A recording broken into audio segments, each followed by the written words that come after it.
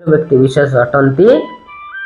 जदि आपण आपनकर सांगसाथी मानक सहित मित्रता स्थापन करना सब झगड़ा झाटी करुँच आपनकर भाईंक शत्रुता स्थापन करिसेंती किछि जगह बड़ी संपत्ति लागि हो जेकोसी अन्य कारण जोगु हो ये सृष्टि करिसेंती ताहले मेष राशि फल आपनको मिलिबो नाही। आपनको उग्र स्वभाव होबो, आपण चिड़चिड़ा रहिबे, रागी रहिबे।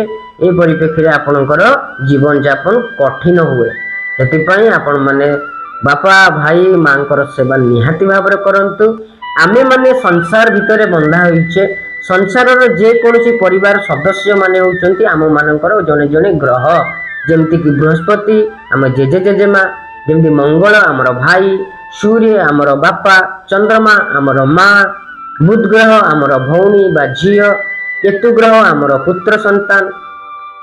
ये परिप्रेक्षी समस्त ग्रह माने जड़े जड़े संपर्क हिसाब रे रहिचंती।